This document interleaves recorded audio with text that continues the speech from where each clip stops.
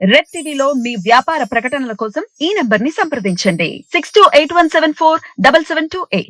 And ఇప్పుడు మనము చంద్రబాబు నాయుడు గురించి మాట్లాడుకున్నాం కాబట్టి ఆల్రెడీ ఎన్డీఏ కన్ఫర్మ్ అయిపోయింది. ఇప్పుడు మనం చూస్తున్నాం పవన్ కళ్యాణ్ అనే వ్యక్తి ఇప్పుడు పావాలా అని చెప్పేసి చాలా మంది మాట్లాడుతున్నారు. ఎందుకు అంటే ఇచ్చిన 24 సీట్లలో మళ్ళీ పనిచేశాడు త్యాగరాజు అని చెప్పి అంటున్నారు. దీనికి మీరేమంటారు?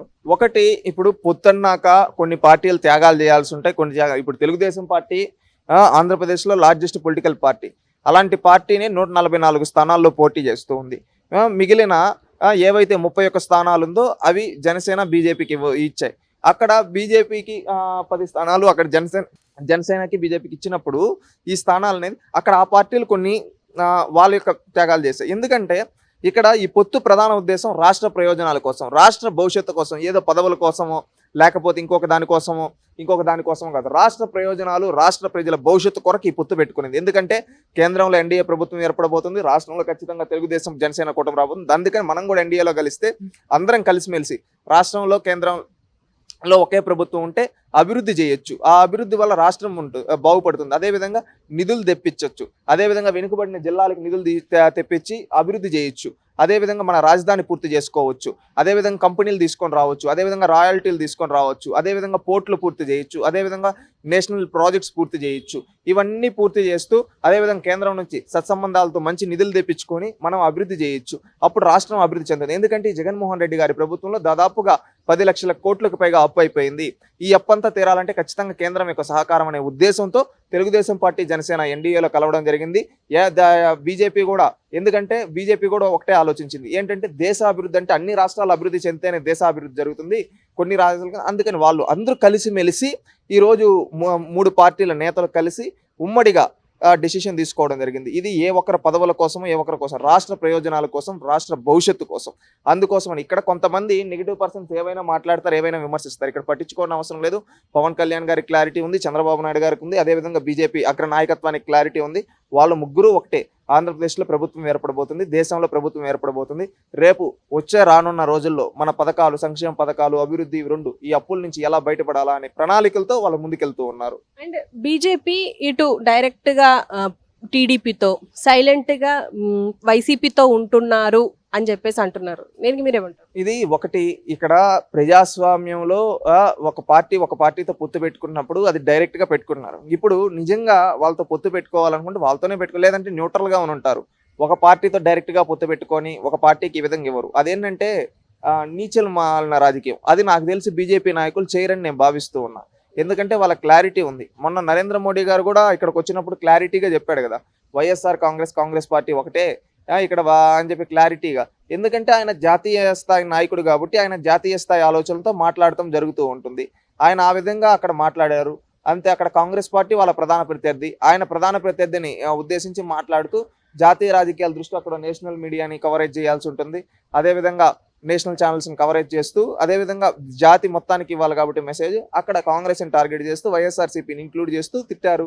ఇదే మాట సేమ్ 2014లో కూడా ఇదే విధంగా మాట్లాడారు. సేమ్ ఇప్పుడు అదే విధంగా మాట్లాడారు.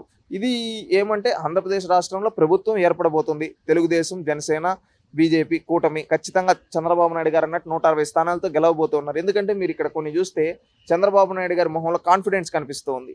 జగన్మోహన్ రెడ్డి గారి మొహంలో డీలా, ఏదో కోల్పోయామని డీలాతనం కనిపిస్తుంది. అంటే ఇక్కడ ఒక్కసారి ఆలోచించండి.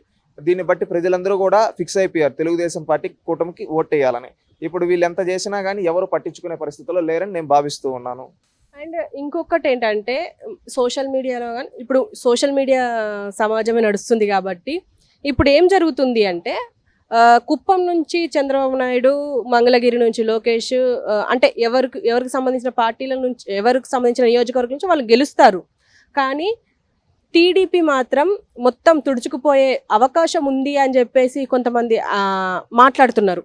అంటే అది వైసీపీ వాళ్ళ ఇంకా వేరే వాళ్ళ అనేది నెక్స్ట్ కానీ అంటున్నారు. దీనికి మీరేమంటారు? ఒకటి, తెలుగుదేశం పార్టీ తుడుచుకుపోతుందా, వైఎస్ఆర్సీపీ తుడుచుకుపోతుందా అనేది ప్రజాక్షేత్రంలో ప్రజలు నిర్ణయిస్తారు. ఎందుకంటే ఇది ప్రజాస్వామ్య భారతదేశం. ఈరోజు ఒకప్పుడు మనం గతం నుంచి చూసుకుంటే అనేక రోజుల నుంచి, ఇది ఇప్పుడు తొలిసారి కాదు, 1977కు ముందు ఇండియా అంటే ఇందిరాగాంధీకి తిరుగులేదరా, ఇందిరాగాంధీ ప్రబంధనంలో ఏ పార్టీ అయినా కొట్టుకుపోతుందన్నారు. అలాంటిది ఇందిరాగాంధీ ప్రభంజనాన్ని తట్టుకొని జనతా పార్టీ 1970 అధికారంలోకి రావడం జరిగింది. 1970 జనతా పార్టీ అధికారంలోకి వచ్చినప్పుడు ఆ తర్వాత 1980 కంటే కాంగ్రెస్ పార్టీ పని అయిపోయిందన్నారు. తిరిగి చూస్తే కాంగ్రెస్ పార్టీ 1980 అధికారంలోకి వచ్చింది. ఇందిరాగాంధీ మరణం తర్వాత ఏమన్నారో తెలుసా? ఇందిరాగాంధీ చనిపోయింది, ఇంకా కాంగ్రెస్ పార్టీని లీడ్ చేసే నాయకుడు లేడు, ఇంకా కాంగ్రెస్ పార్టీ ఇంకా దేశంలో కనుమరుగైపోతుంది అన్నారు. అలాంటి సమయంలో 1984లో 400కు పైగా ఒక సింగిల్ లార్జెస్ట్ పార్టీ అవతరించింది, అదే కాంగ్రెస్ పార్టీ. ఇప్పటి వరకు హైయెస్ట్ పార్లమెంట్ మెజారిటీలో 404 సీట్లు ఆ రోజు రాజీవ్ గాంధీ గారి నాయకత్వంలో గెలిచింది. ఆ తర్వాత రాజీవ్ గాంధీ గారు మరణానంతరం ఇంక అయిపోయింది అన్నారు. అలాంటి టైంలో మళ్ళీ పివి గారు ప్రధాని అవడము, ఈ విధంగా కాంగ్రెస్ పార్టీ నిలబడడం చూసాం. ఆ తర్వాత బీజేపీ ఏమన్నారంటే, బీజేపీ అనేది 1996లో అప్పుడు 16 రోజుల్లో గవర్నమెంట్ కోల్పోవడం, అప్పుడేమన్నారు, ఇంక అయిపోయింది గవర్నమెంట్, ఇంకేం లేదు అన్నారు. ఆ తర్వాత తిప్పి కొడితే మళ్ళీ 1999లో లార్జెస్ట్ పార్టీగా అవతరించి 5 ఏళ్ళు కొలిషన్ గవర్నమెంట్, ఎన్డీఏ గవర్నమెంట్ అప్పుడు ఫామ్ చేయడం జరిగింది. 2004లో ఎన్డీఏ ఓడిపోయిన తర్వాత ఎల్కే అద్వానీ అదేవిధంగా వాజ్పేయి పని అయిపోయింది, ఇంకా బీజేపీ లేదు అని చెప్పారు, ఇంకా కాంగ్రెసే అన్నారు. 10 ఏళ్ళు కాంగ్రెస్ చేసింది, ఇంకా కాంగ్రెస్కి తిరుగులేదు, ఎక్కడ చూసినా కాంగ్రెస్ అన్నారు. 2014లో ఏమైంది? అదే కాంగ్రెస్ అనేది ప్రతిపక్ష హోదా కూడా రాకుండా పోయింది. మళ్ళీ బీజేపీ వచ్చింది. ఇప్పుడు ఈ బీజేపీ సాగుతూ ఉంది. అదేవిధంగా ప్రజాస్వామ్యంలో అనేది ఏ ఒక్క పార్టీనో ఏదో కాదు. ఎందుకంటే ఒకప్పుడు 1984లో 2 స్థానాలు గెలిచిన బీజేపీ 1996 కంతా గవర్నమెంట్ ఫామ్ చేసే స్థాయికి వచ్చిందంటే ఒక 10 ఏళ్ళలో ఏ విధమైన మార్పులతో వచ్చిందో అర్థం చేసుకోవచ్చు. అదేవిధంగా తెలంగాణ రాష్ట్రంలో కూడా తీసుకుంటే మీరు టీఆర్ఎస్ తిరుగులేని పార్టీ, ఒకసారేమో 60 సీట్లతో వచ్చి మళ్ళీ 90 వచ్చింది, మళ్ళీ ఇంకా తిరుగులేదు, అన్ని పార్టీలు అన్ని కాళ్ళకి విలీనం అయిపోతున్నాయి టీఆర్ఎస్లో, ఇంకా టీఆర్ఎస్ను ఆపే నాదుడే లేదు అన్నారు.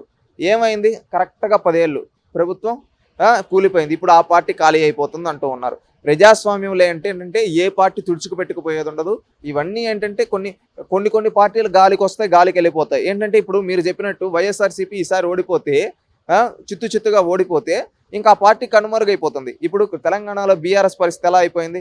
ఏంటంటే పార్టీ అనేది ఒక ఆర్గనైజల్ స్ట్రక్చర్గా కింద నుంచి క్యాడర్ ఉంటే ఆ పార్టీ నిలబడగలుగుతుంది. తెలుగుదేశం పార్టీని అంతం చేయాలని ఎంతోమంది భావించారు. ఇదేం తొలిసారి కాదు, తెలుగుదేశం పార్టీకి సంక్షోభాలు ఏం కొత్త కాదు. మీరు ఒకటి చూస్తే 1984లో ఆ రోజు ఎన్టీఆర్ గారు పార్టీ పెట్టిన తర్వాత తొలిసారి వచ్చిన సంక్షోభం 1984. అప్పుడు ఎంత పెద్ద సంక్షోభం వచ్చిందంటే ఎన్టీ రామారావుని గద్దె దించేసి 4 రోజుల్లో నాదెండ్ల భాస్కర్ రావు ముఖ్యమంత్రి అయ్యాడు. అప్పుడు చంద్రబాబు నాయుడు గారు రాజనీతిజ్ఞత ప్రదర్శించి ఆ రోజు ఢిల్లీకి రాష్ట్రపతి భవన్ ముందు పరేడ్ చేసి ఎన్టీ రామారావు గారిని ముఖ్యమంత్రిని చేయడం. అదేవిధంగా 1985లో మళ్ళీ తెలుగుదేశం పార్టీ ఒక జనప్రపంచనమై ఒక లార్జెస్ట్ పార్టీగా అవతరించడం. మళ్ళీ 1989లో తెలుగుదేశం పార్టీ ఓడిపోవడం జరిగింది. ఓడిపోయిన తర్వాత ఇంకా పార్టీ పని అయిపోయిందన్నారు. 95లో ఏం చేసింది? అతిపెద్ద పార్టీగా ఏంటంటే అప్పటి వరకు మీరు గతంలో ఎన్నడైనా చూడండి, 1995కు ముందు 1995, 1998లో ఏంటంటే కాంగ్రెస్ పార్టీ, ఆనాటి అధికారంలో ఉన్న కాంగ్రెస్ పార్టీ కనీసం ప్రతిపక్ష హోదా కూడా రాలేదు.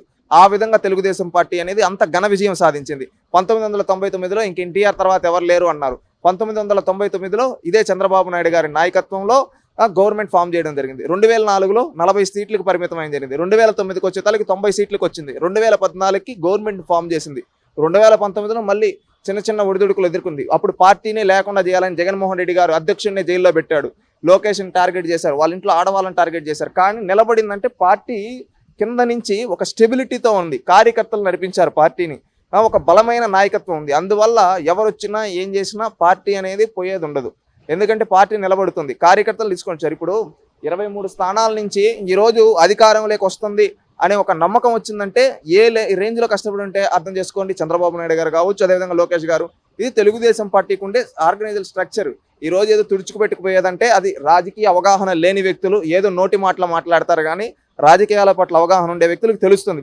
తెలుగుదేశం పార్టీ కింద నుంచి బలమైన పునాదులతో ఉండే పార్టీ, అంతేగాని గాలికి వచ్చిన పార్టీ కాదు. ఈరోజు వైఎస్ఆర్సీపీ ఏంటంటే కాంగ్రెస్ ఓటు బ్యాంకు ఈరోజు వైఎస్ఆర్సీపీకి ఉంది. రేపు కాంగ్రెస్ పార్టీ స్ట్రాంగ్ అయిందనుకోండి, వైఎస్ఆర్సీపీ మొత్తం తుడిచిపెట్టుకుపోతుంది. ఈరోజు బీఆర్ఎస్ పరిస్థితి ఏంది? తెలుగుదేశం తినేసింది, మళ్ళీ అదేవిధంగా కాంగ్రెస్ని, ఈ పార్టీని, ఆ పార్టీ నుంచి నాయకులు లాక్కున్నారు. ఈరోజు ఏమైంది? ఎన్నికలు ఓడిపోగానే ఆ పార్టీ ఖాళీ అయిపోయే పరిస్థితికి వచ్చింది. అంటే ఎప్పుడైనా కానీ ఒక రాజకీయ పార్టీ అనేది విలువలతో రాజకీయం చేయాలి. విలువలతో రాజకీయం అంటే కింద నుంచి వాళ్ళ పార్టీ ఆర్గనైజల్గా స్ట్రక్చర్ పెంచుకోవాలి, బలం పెంచుకోవాలి. అప్పుడు ఆ పార్టీ స్థిరపడుతుంది. అంతేగాని నార్మల్గా మేమే పుడింగలం, మేము మాకు తిరుగులేదు, మేము దేశాన్ని నిలేస్తాం, రాష్ట్రాన్ని నిలేస్తాం, మాకు పోటీయే లేదనుకుంటే ప్రజాక్షేత్రంలో ప్రజలు నిర్ణయిస్తారు. ఎందుకంటే ఎప్పుడు అహంకారం అనేది రాకూడదు ఏ నాయకుడికైనా కానీ. మనం ప్రజలకు సేవ చేసే వాళ్ళం, మనం ఎప్పుడు ప్రజలకు సేవ చేస్తూ ఉండాలి. అప్పుడు ప్రజలు మనల్ని ఇస్తూ ఉంటారు. అహంకారం వస్తే ఎంతటి వ్యక్తినైనా కానీ గద్దె దించుతారు. ఆ తర్వాత వాళ్ళకి ఫౌండేషన్ లేకుండా కార్యకర్తలు పట్టించుకోకపోతే ఆ పార్టీ తుడిచిపెట్టుకుపోతుంది. తెలుగుదేశం పార్టీకి అలాంటి పరిస్థితి రాదు. ఎందుకంటే బలమైన కార్యకర్తలు ఉన్నారు, బలమైన నాయకులు ఉన్నారు. పార్టీ ఇంకొక 20 ఏళ్ళైనా కానీ నిలబడుతుంది. గెలుపోటములతో సంబంధం లేకుండా నిలబడగల సత్తా తెలుగుదేశం పార్టీకి ఉంది. ఎన్నోసార్లు అధికారంలోకి వచ్చింది, ఎన్నోసార్లు ప్రతిపక్షంలో చూసింది, అన్నీ చూసింది. జాతీయ స్థాయిలో కూడా ప్రతిపక్ష స్థాయి చూశారు, జాతీయ రాజకీయాల్లో చూశారు. ఈ రోజు ఏదో ఒక వ్యక్తుల కోసమో ఇదేదో కాదు, ఎవరో ఒక నోటి మాట అన్నంత మాత్రం ఏదో అయిపోదు. ఎందుకంటే ఇప్పుడు వైఎస్ఆర్సీపీ ఈసారి ఓడిపోతే తుడుచుకుపెట్టుకుపోతుంది. ఎందుకంటే వాళ్ళ అధినాయకుడి పైన ఎన్నో అక్రమ కేసులు ఉన్నాయి, సిబిఐ ఈడీ కేసులు. ఒక్కసారి లోపలికి వెళ్తే ఇంకా బయటకు వచ్చే పరిస్థితి లేదు. ఆ పార్టీకి రేపు భవిష్యత్తులో నాయకత్వం లేదు. ఈ రోజు అందుకే కాంగ్రెస్ పార్టీ ఫోకస్ చేసి వాళ్ళ నాయకత్వాన్ని పెంచుకొని వాళ్ళు స్ట్రాంగ్ అవ్వాలని చూస్తున్నారు. రేపు కాంగ్రెస్ పార్టీ అనేది స్ట్రాంగ్ అయితే వైఎస్ఆర్సీపీకి ఒక్క సీటు కూడా రాదు. ఇప్పుడు జగన్మోహన్ రెడ్డి పులివెందుల్లో ఓడిపోతాడనే మాటలు కూడా వస్తున్నాయి. ఎందుకంటే అక్కడ ఉండేదంతా వివేకానంద రెడ్డి గారి క్యాడర్.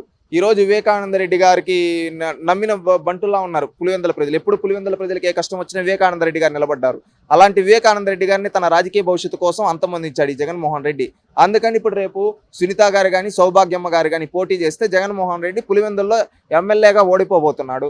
అదేవిధంగా కడప ఎంపీ, వీళ్ళ కుటుంబానికి తిరుగు లేకుండా 1989 నుంచి మాకు తిరుగులేదనుకున్న కడప ఎంపీ కూడా వీళ్ళు ఈ 2024లో ఓడిపోబోతున్నారు. ఎందుకంటే తెలుగుదేశం పార్టీ 1984లో కడప ఎంపీ గెలిచింది, మళ్ళీ 2024లో కడప ఎంపీ గెలవబోతూ ఉంది. అదేవిధంగా తెలుగుదేశం పార్టీ 1994లో ఏ విధమైన మెజారిటీతో వచ్చిందో ఆనాటి కాంగ్రెస్కి కనీసం ప్రతిపక్ష హోదా కూడా రానికుండా చేసింది. అదేవిధంగా 2024లో ఈనాటి వైఎస్ఆర్ కాంగ్రెస్ పార్టీకి ప్రతిపక్ష హోదా కూడా రానికుండా ఓడడానికి ప్రజలు సంసిద్ధంగా ఉన్నారు. అదేవిధంగా 2014లో జనసేన తెలుగుదేశం బీజేపీ కూటమి ఏ విధంగా అధికారంలోకి వచ్చిందో అదేవిధంగా 2024లో తెలుగుదేశం జనసేన బీజేపీ కూటమి అధికారంలోకి రాబోతూ ఉంది.